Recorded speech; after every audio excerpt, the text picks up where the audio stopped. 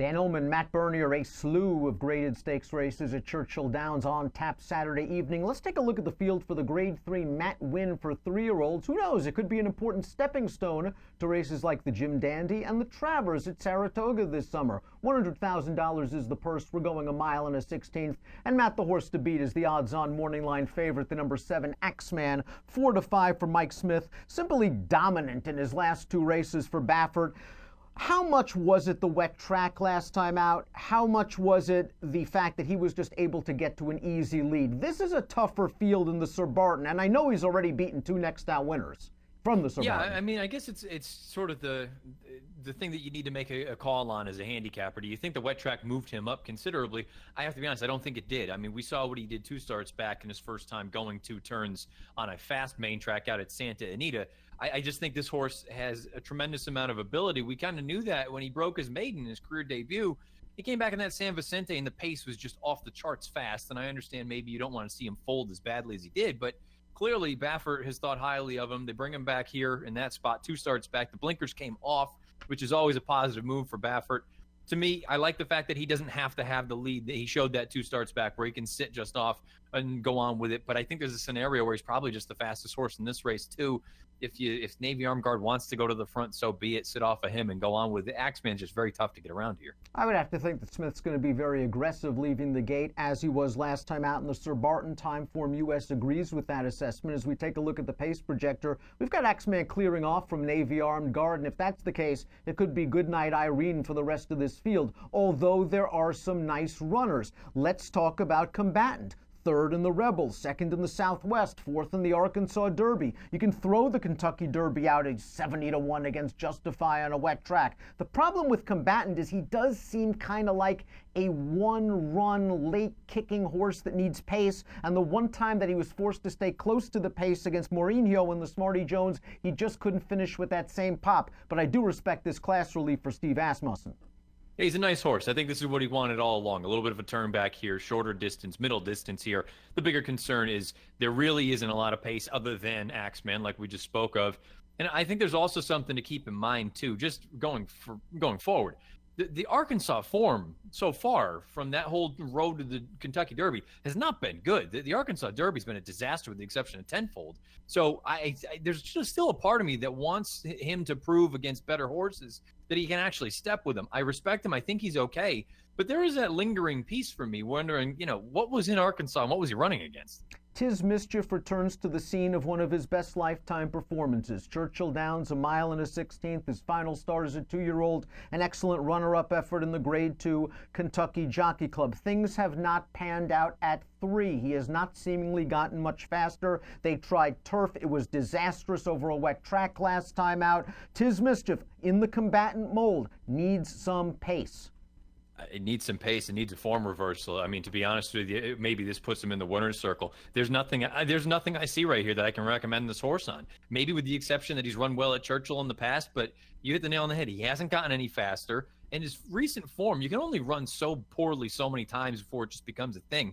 I have nothing good to say about this horse right now. The Rusty Arnold barn has been red hot, and they pulled off one of the biggest upsets of Kentucky Derby weekend with the 3 Funny Duck when he took the Grade 3 Pack Day Mile at almost 40-1. Now, well, things did, well from a trip standpoint, and things didn't do well from a trip standpoint. He didn't really break very well. He got bumped. He was down towards the inside, though, saving valuable ground. Then he bounced off of the rail, but then he was able to get outside the pace setter without losing much ground, and then he was able to win in a race that was dominated with horses down towards the inside. Was that just a situation where it was the sloppy track for Funny Duck? Yeah, I think that's probably the big piece. I also wonder just overall about that quality of the field. So far, it hasn't come back very good. I think it's just kind of that perfect storm, no pun intended. You had all that wet sort of racing surface that he could deal with. Maybe some other horses didn't handle it nearly as well as he did. And to be honest, again, the race hasn't come back strong. I want to see what he does against better horses, longer distance, over what should be a fast main track. Formulator fact for a 20-1 shot on the morning line, the number 1 Navy Armed Guard. This horse has won 2 out of his last 3 races for trainer Joan Scott, who over the past 5 years, when moving from synthetic to dirt, has won at a 35% clip and a $2.59 ROI. Was this horse exposed at 1,000,000 to 1 in the Lexington 2-back? Yeah, I mean, so far the fastest race this horse has ever run is an 83. I just don't think that's good enough to get the job done here. I guess it is a positive that it happened at Churchill Downs, but I just don't think this horse is as good as the rest. Roman says tis Mischief. He also has the 4 King Zachary. I know you've had a little bit of a thing for King Zachary. This horse was a very impressive maiden winner at Gulfstream Park 3 starts back. Maybe the Wood Memorial was just a bit too much too soon in his first start against winners, but it was good to see him rebound over course and distance last time out. Just a little slow on paper, but he beat a couple next out winners last time.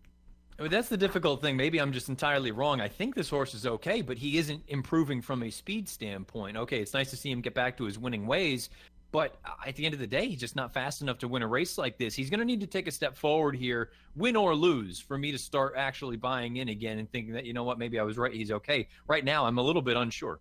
The 2 home base, a Keeneland grad at 10-1 on the morning line, has improved by leaps and bounds ever since being cut back in distance to the 7 furlongs. He popped a 90 Beyer speed figure last time out. I thought he was very game in the stretch. That runner-up had dead aim from the quarter pole all the way down to the wire, and home base refused to lose. He has a little bit of speed. I wonder if he's in closest attendance to Axeman, or if Joe Rocco tries to actually take the bull by the horns and send home base to the lead. You can't deny the improvement. Do you think he'll be able to keep on improving at this longer distance? Well, we'll find out. I mean, pedigree-wise, at face value, it shouldn't be much of an issue. For what it's worth, the third-place finisher in that most recent start, Gray Sky, earned an 83 in his next start. So, I mean, he's been keeping decent company. It hasn't been, you know, a horror show as far as what he's been beating. But I agree with you. It seems like these 2 most recent starts have both been good. The question now becomes, was it the distance? Or there's a part of me also that wonders, was it getting away from Gulfstream Park that helped? Let's take a look at our top picks for the Grade 3 Matt Winn Stakes. Axeman, the horse to catch. Axeman, the horse to beat. Not a lot of value, but we think Baffert and Smith in the winner's circle as they celebrate Justifies Kentucky Derby performance earlier in the evening. They get another one with Axeman. Yeah, 7-5-4 for me. I don't really have much interest in trying to beat Axeman. This is an important race, though, if we're being honest, because if he comes forward and produces an effort similar to what we saw over the wet track at Pimlico, now he is front and center as far as one of those logical preps leading into a race like the Travers or something else for the big 3-year-olds. 7-3-2-6 for me. Maybe home base is a horse I would use as a deep backup just because we've seen the improvement and he looked good last time out against older horses at Churchill Downs. But Axeman's going to be tough to catch in the Grade 3 Matt Winn. It has an approximate post time of 7:57 Eastern on Saturday. Good luck.